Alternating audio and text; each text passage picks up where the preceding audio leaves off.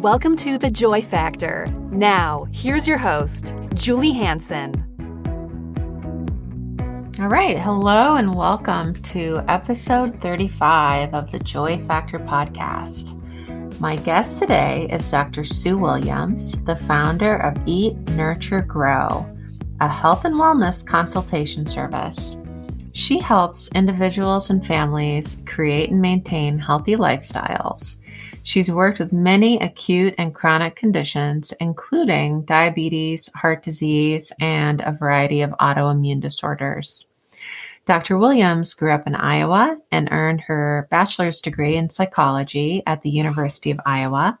She's also a 2001 graduate of the Southwest College of Naturopathic Medicine in Tempe, Arizona. She embraces her mission of helping individuals stay healthy and balanced no matter what they are suffering from.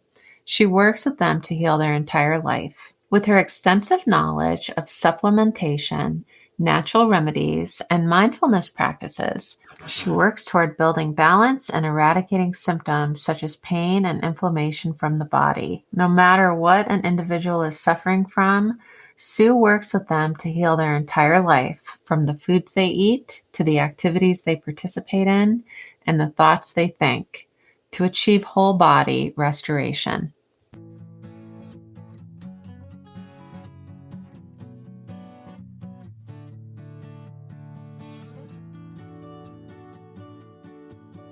Welcome, Sue Williams. How are you today?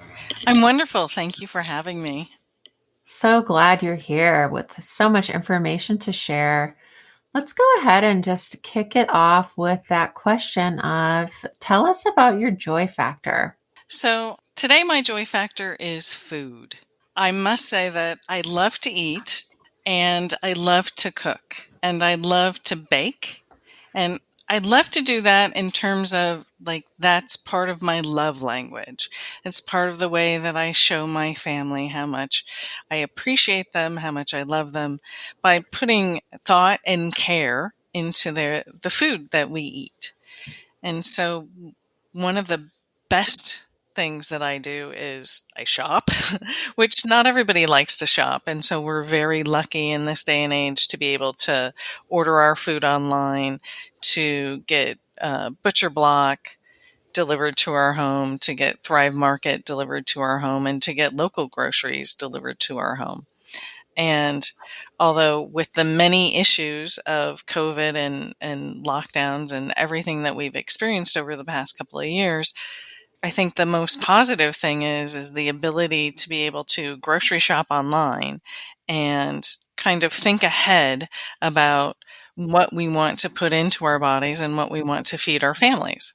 And so I think that I enjoy the act of shopping. And so when I shop, I try to think about shopping the perimeter of the grocery store, where the fresh fruits and vegetables are, where the fresh meats are, and I kind of start from there. I also look at trying to eat as much organic food as possible, and sometimes it is price prohibitive, but I try to buy foods that I'm going to eat the skin of and that are most highly pesticided or herbicided organic. So that would be like strawberries, grapes, apples. Those are some of the main foods because we eat the skin of them that are heavily pesticided. So I try to buy those fresh, blueberries, cherries, things like that. Sometimes I will go to our local Aldi and get whatever they have that is organic. And sometimes I try to shop there first, just to think for that cost saving, so that I know most of the time I can get apples organic from Aldi and I can get potatoes organic from Aldi, and oftentimes they're going to be less expensive than if I go to my other favorite grocery store, Common Market. Because Common Market is closer to me than Mom's. Mom's also is a very good organic market that has a lot of organic fruits and vegetables and locally grown foods too. And so I really try to support our local economy also. And when I'm looking at foods, I want to get what my family's going to eat. I want to get what's on sale, and I want to get what's going to be the most nutritional for them. And that's why when I say shop from the perimeter of the grocery store, that's where all the whole foods are. That's looking at your fruits and vegetables, meats. So in that, I have found several cookbooks that I love to use. One of them is called the 30-Day Diabetes Miracle Cookbook. This is one of the best cookbooks to help people who want to start to become vegetarian or to add more vegetarian meals into their diet. It's also very good for individuals who are pre-diabetic or diabetic to help them balance out their blood sugars. It is very easy recipes. The one downfall that I have found from this cookbook is that it is a lot of tomato-based products.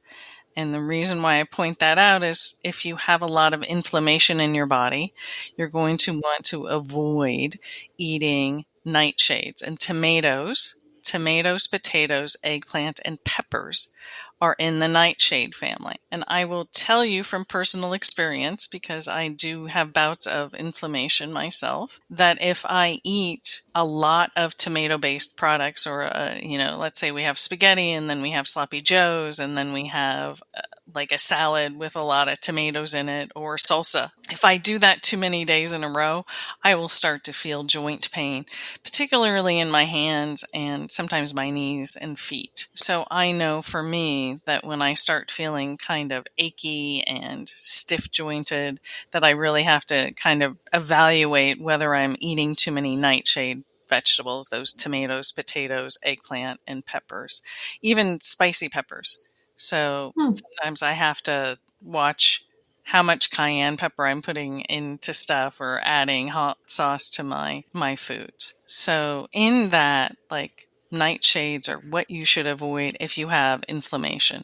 That does not mean that you can't eat them sometimes, but there's also a balance and a limit per se.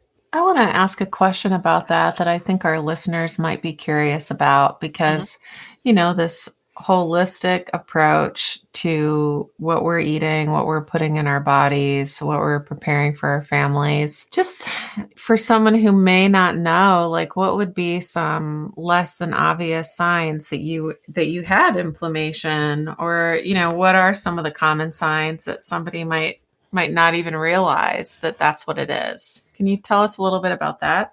Certainly. Joint pain and stiffness are really two of the biggest signs of inflammation in the body. Chronic headaches, like chronic stiff neck, lower back pain, chronic lower back pain, chronic neck pain, shoulder pain. A lot of individuals actually have an injury and end up with frozen shoulder, meaning that they can't lift their arm too far above their head, and so they've lost range of movement in the shoulders, and so kind of looking at that, do I have joint pain? Do I have joint swelling? Do I have finger swelling? Do I have feet swelling?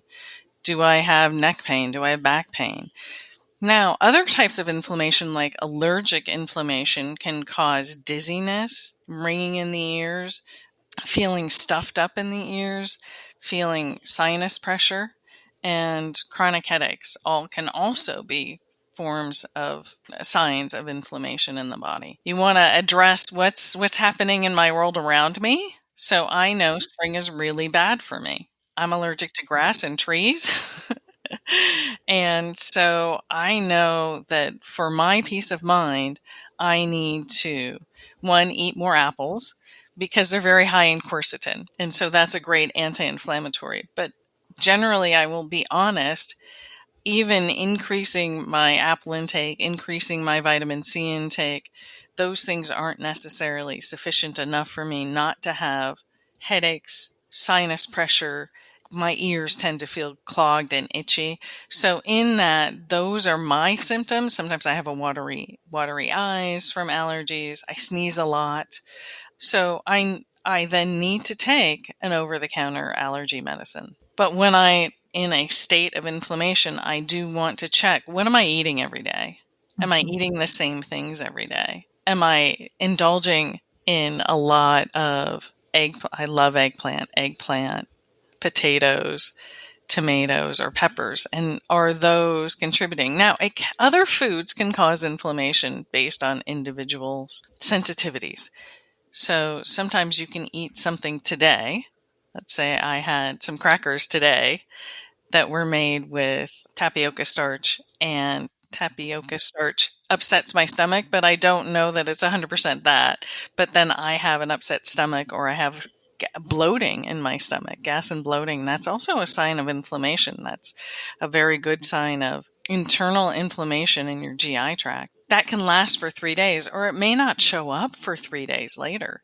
So sometimes you can't just look at what did I eat today. It could be something that I ate 3 days ago that started the cascade of inflammatory processes. Well, and everything, that you're talking about, it's like when we're talking about joy and what's your joy factor, it can be really overwhelming to even get there when you've got, like you're saying, physical pain or discomfort, or, maybe coupled with a lack of energy and just, feeling overwhelmed at it all.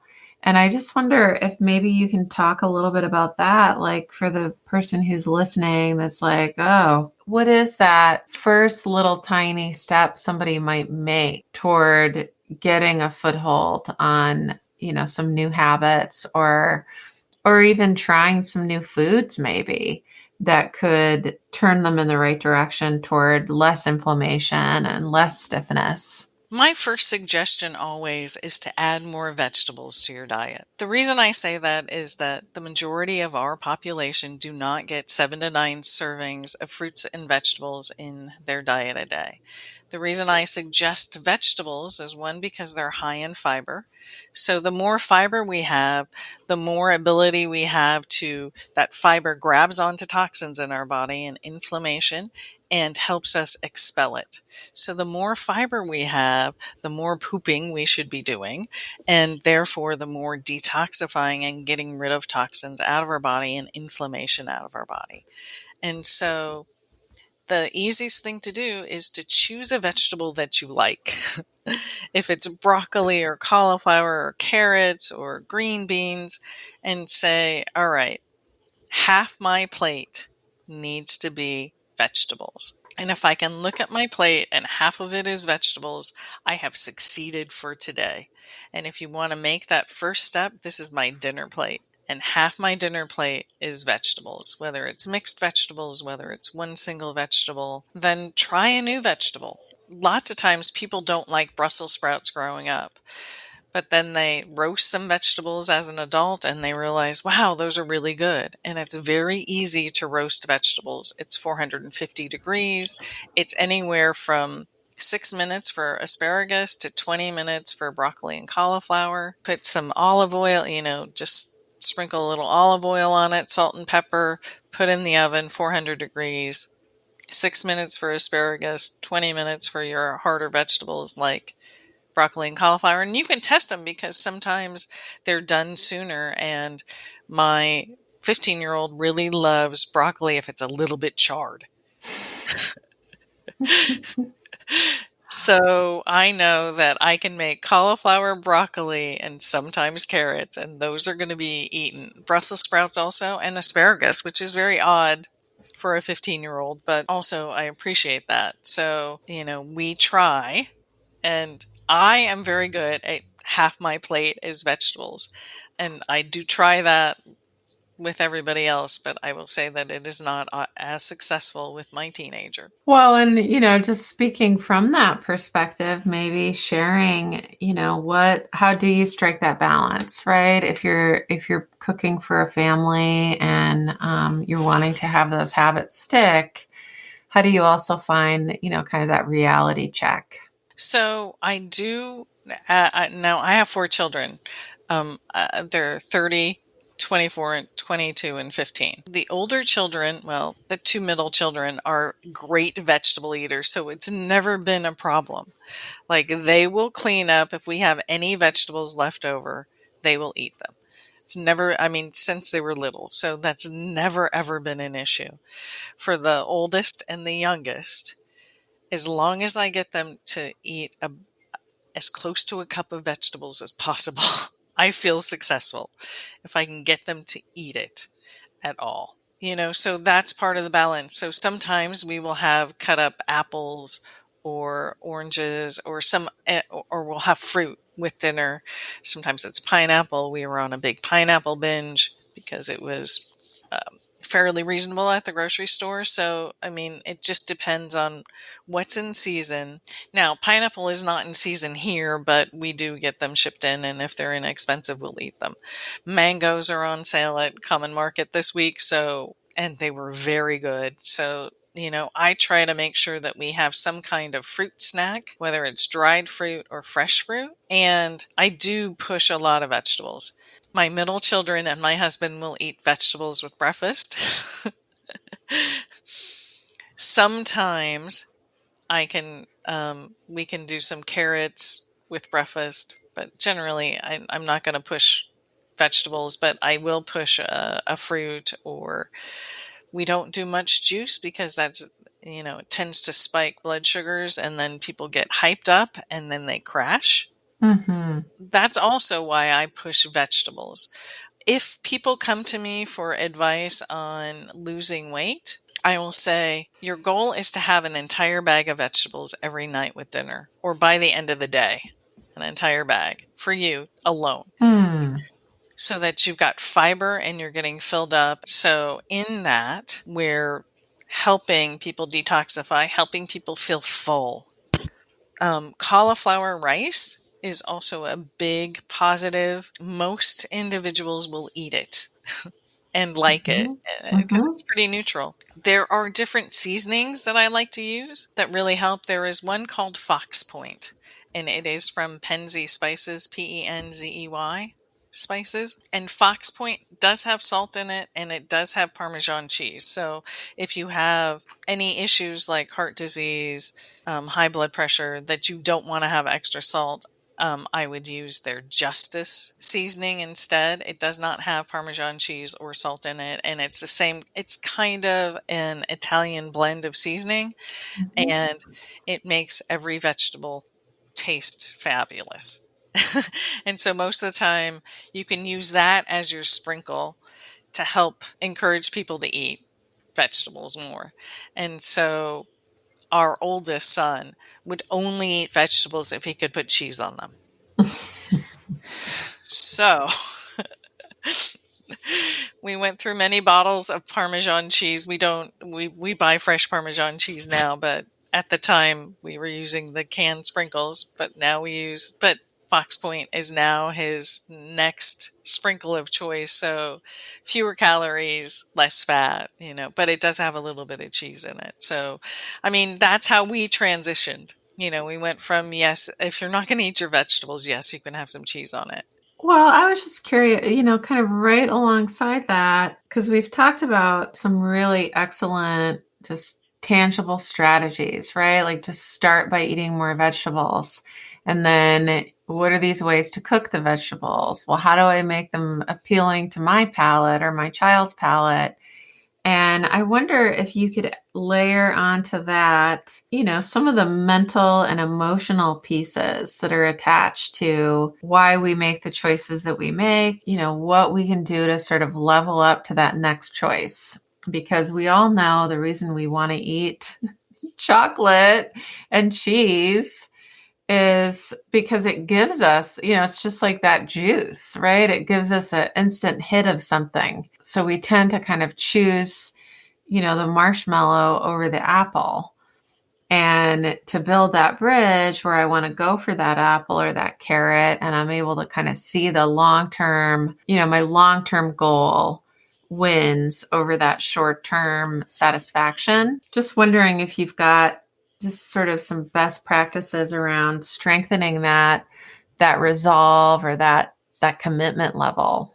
I think when it depends on the age of the individual. I think that, when my kids were really young, it was, I'm going to have a strong body by eating broccoli big and strong like a tree. Like we would use those things. I'm going to have carrots. They're sweet and yummy and they satisfy my sweet tooth. Now, I will say that sometimes that didn't work. And I would say, how about a snack of carrots and peanut butter to help build you strong, but get a sweet kick with that. And then you get protein along with that. And then as an adult, I start and teenagers, how do I want my skin to look better. If I eat more vegetables and I eat, like Green Giant, cheese sauce, vegetables are not going to help your skin be bright and shiny, but plain broccoli is going to help your skin be bright and shiny because one, you're not having added dairy and other additives and extra fat. So that's going to help clean your body in the balance. It's going to help clean your skin, so it's going to help reduce acne. The more vegetables you eat, it helps pull the fats from going, because the skin is your largest organ in your body and it expresses issues. And so acne is just a way that your body is trying to expel excess hormones and oils. And so if you can grab the excess with some vegetables, I'm helping to heal my body. And so when we're talking to adults and okay, I've had a really stressed out day and I'm having a really hard time. I really want chips because they're crunchy and they're salty, and how is that going to make me feel afterwards? That's that grabber. Like, am I going to feel better after I eat those chips? Or is it going to make me feel weighed down? Is it going to upset my stomach? Is it going to cause me, like, when my stomach gets upset, then I start belching. And then sometimes my back hurts because I can't process the fats well enough. So, what side effects from the foods am I getting? So then if I have maybe I'm going to have the chips anyway. Let me think about, why am I eating it? Am I eating it because I'm in a bad mood and I just want something quick and I want that quick satisfaction? What's a better choice for me? Do I have any broccoli? Do I have any cauliflower? Do I have carrots? And then if I don't have those things readily available and I need that quick fix, how can I have that quick fix in a small portion? Sometimes that means counting out 13 chips because that's a serving. Sometimes that means buying the 1 ounce bags of potato chips so that I don't overdo it. And sometimes that means eating 2 or 3 chips and going and peeling some carrots because I always have carrots in the refrigerator. I have peppers in the refrigerator right now. Those are really quick to cut up and eat.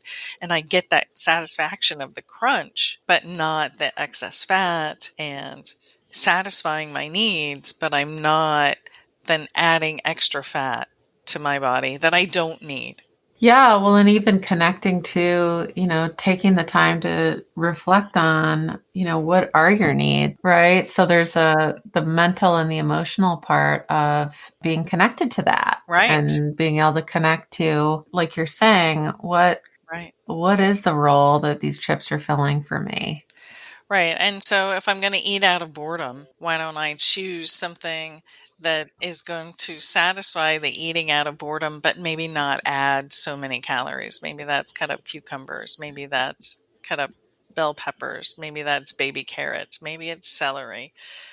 Maybe it's a steamed artichoke, right? Like something that needs a little bit more, takes a little bit to eat an artichoke. Absolutely.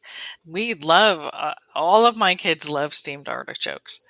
We do, once it's that time of the season, either the beginning of the summer or the end of the summer, depending on where shipments are coming from, or if it's local, wow, we're getting artichokes and everybody loves it. So it is one of those things that's kind of funny. But you can also get frozen artichoke hearts, and you can add those to your salads, for extra fiber, and it's very good for the health of your liver. So if you're thinking about, I like artichokes, I don't want to go through the process of steaming an artichoke and eating an artichoke where you're eating each individual leaf at a time and then, getting the fuzzy part out and then actually eating the heart. You can get frozen artichoke hearts from Common Market, Mom's. It's a great place to go and get artichoke hearts and use them in your daily cooking. And that's a great liver support. So then if you're thinking about how else do I want to support my body, salsa is one of the best anti-inflammatory, flu-fighting, antiviral things that you can make yourself. Fresh garlic, fresh onion, cilantro, fresh tomatoes, jalapenos if you want them. But all of those things cut up and fresh and raw contain allium, the garlic and onion, and those help fight viruses and bacteria. And so eating fresh salsa. Now, I know it's easier to buy a jar of salsa, but the best way to boost that jar of salsa is to cut up a fresh onion. You can use a red onion, you can use a yellow onion, you can use a sweet onion, and fresh garlic, and put those into your salsa so that you're increasing the immune boosting properties and the virus fighting properties. So let me just get clarification on that, because I was thinking that you said that tomatoes could contribute to inflammation. They can. Some people are sensitive to nightshades and can cause inflammation, but a salsa is one of the best, like, antiviral. And I think I said autoimmune, but I meant antiviral things that you can eat. One of the best things for winter colds, like it's a great seasonal thing and to fight colds. Raw garlic, raw onions, just make some salsa. So as long as you're not sensitive to the tomatoes and the peppers. Right. Because not everybody has joint pain that is aggravated by nightshades. But if you have chronic joint pain, I would suggest taking at least 2 weeks, up to 6 weeks, and taking those foods out of your diet. The tomatoes, the peppers, the potatoes, and the eggplant. Because if you take 6 weeks, you can start with 2, but if you can do it for 6 weeks, you can really see if those trigger your joint pain. And then when you add them back in is when, if you take the foods out and your joint pain goes away, and then you add the food back in and your joint pain comes back, it's a clear indication that you have a food sensitivity to it and that it is contributing to inflammation in your body. Yeah, well, and once you're just being aware of that, right? And that's the other thing about mindful eating is, kind of waking up that the food does have an impact, and to be able to reflect on, well, what am I doing here? And I really like how you're offering this path in. It's like, just start by eating more vegetables. So I like to find out, just as we kind of frame this out for somebody that is listening, that is wondering, well, I want to make changes. I don't even know what I would be eating. It just sounds terrible compared to this mac and cheese that I know tastes good. What suggestion or guidance might you offer somebody that really is just wondering where to start in a way that could be sustainable?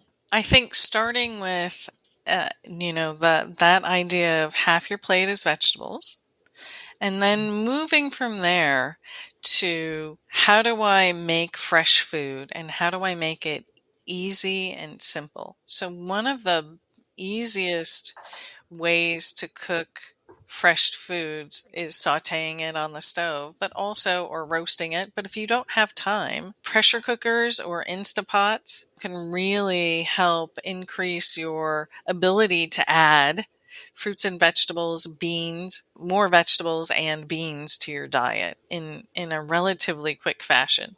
Now, the Instapot, when you cook with it, generally most recipes take an hour to actually cook. It may only call for 5 minutes to 8 minutes to 10 minutes to cook the actual ingredients, but it takes time for the pressure cooker to come up to temperature and then for the pressure to release.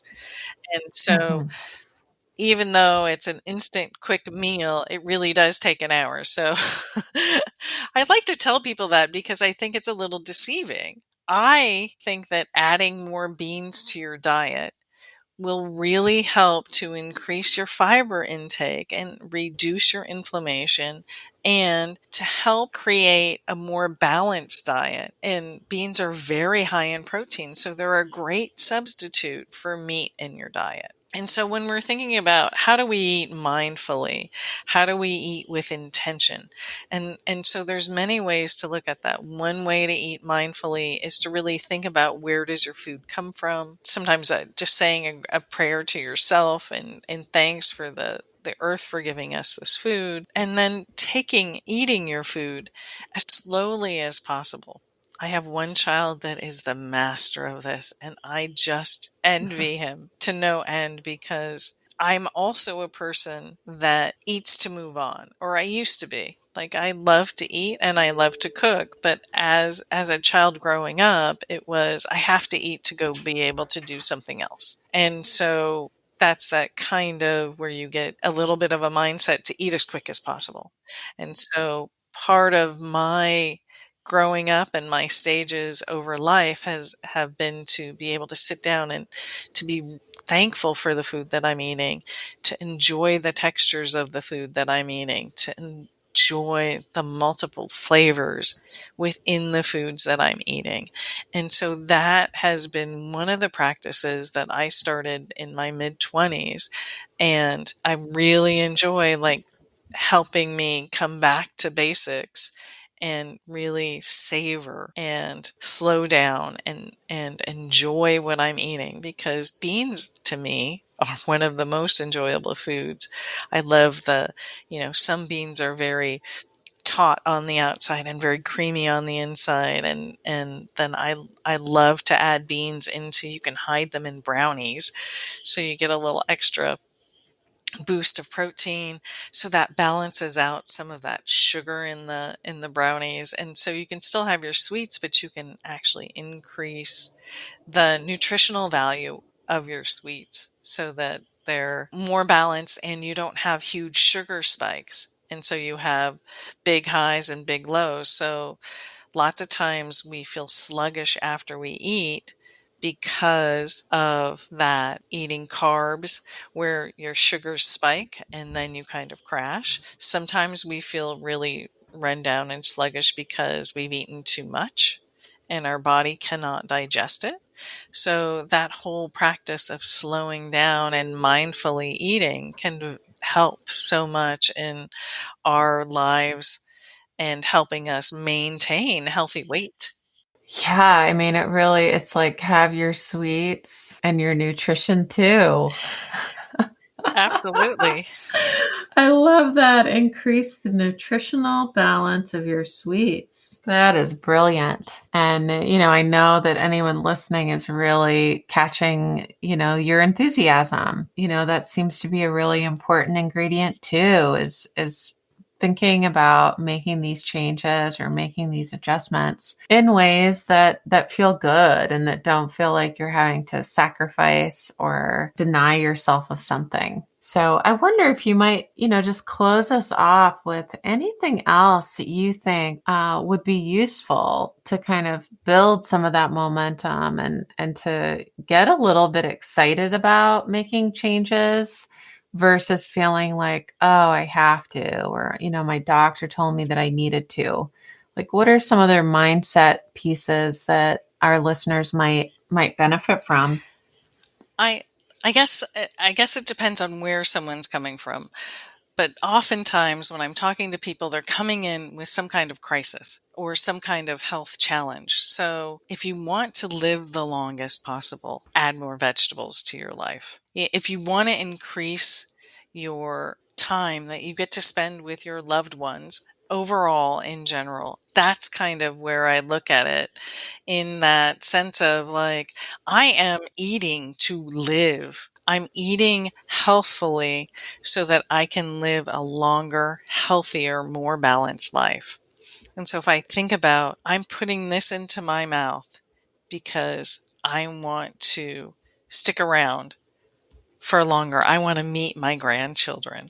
I want to be able to, play in the beach with my great nieces and nephews, those kinds of things. Like, how can I hook that into, this is going to give me a better place to sit from or stand from, or ability to live longer and happier? Because the less pain you're in, the less inflammation your body has, the more energy you have. Because eating, I can almost guarantee everyone, if you can get to that point of that half plate of vegetables every day, along with a little bit less sugar in your life, but looking at that as, you can really start to see, I have more energy. I'm able to do more. I'm able to walk longer. I'm able to hike longer. I'm able to sit on the ground with my grandchildren longer. Those are those. Priceless. Yes. Yeah. Well, I would love to have you come on again in the future, because we're just scratching the surface here. But in the meantime, how can our listeners find you if they're interested in more information, or finding out about the services that you offer from this really, really deep and wide bench of expertise on this topic? So I would like people to reach out to me via email right now at eatnurturegrow@gmail.com. And if you email me, as soon as my website is up and active, I will send you the link to that also. All right. And all of this will be in the show notes. And thank you so much. You've given us so much to listen to think about, and how this really is, as you wrapped us up.